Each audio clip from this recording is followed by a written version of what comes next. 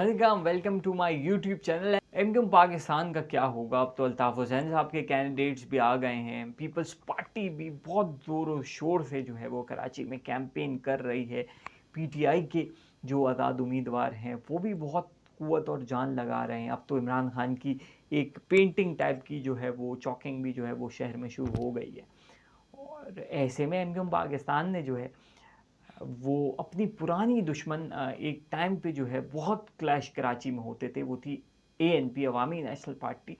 और अब एमक्यूएम जो है वो अवामी नेशनल पार्टी के पास पहुंची है और अवामी नेशनल पार्टी से बहुत सारी सीट्स पे जो है वो एमक्यूएम ने सीट एडजस्टमेंट्स की हैं।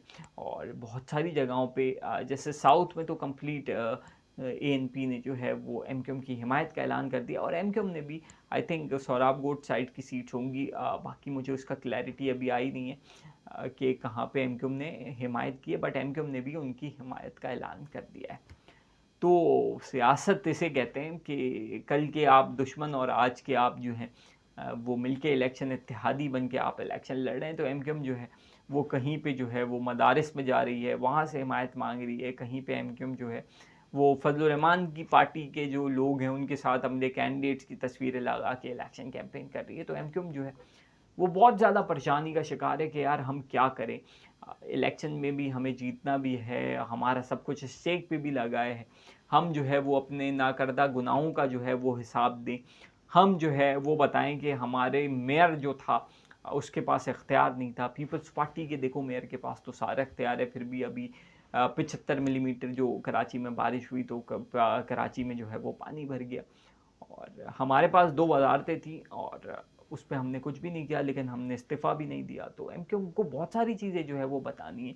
एमक्यूएम को ये भी बताना है कि 3 साढ़े 3 साल जो है वो हम इमरान खान की गवर्नमेंट में शामिल थे और उस इमरान खान की गवर्नमेंट में हमसे जितने वादे किए गए वो पूरे नहीं हुए। लेकिन हम देखो वफ़ादारी देखो हमारी कि हम आखिरी दिन तक जो है वो इमरान खान के साथ जो है वो जुड़े रहे। और जैसे ही इमरान खान की गवर्नमेंट ख़त्म हुई और जैसे ही वोट ऑफ नो कॉन्फिडेंस हुआ, नए कायदे ऐवान आए, तो हमने फ़ौरन जो है वो उनको ज्वाइन कर लिया।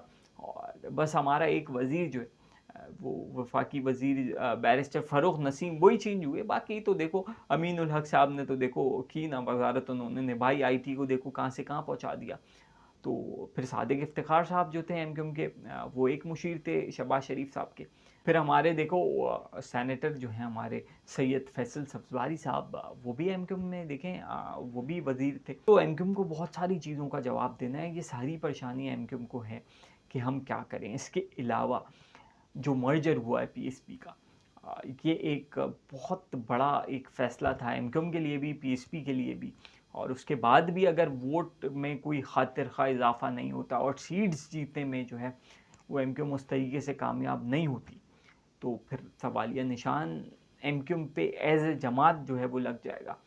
तो ये सारी चीज़ें जो है वो एमक्यूएम को देखनी होंगी। इसीलिए एमक्यूएम जो है वो अपने सारे वसाइल को, अपने सारे रिसोर्सेज को जो है वो यूज़ कर रही है, यूटिलाइज़ करना चाहती है कि कहीं ना कहीं से जो है वो हम अपनी सीट्स को पक्का करें और इलेक्शन में ज़्यादा से ज़्यादा कराची में जो है वो सीट जीते। पहले तो ऐसा होता था ना कि कराची में तो किसी को भी आप खड़ा कर दें, वो नुमाइंदा पत्थर पे लकीर की तरह होता था कि यार ये तो जीता ही जीता।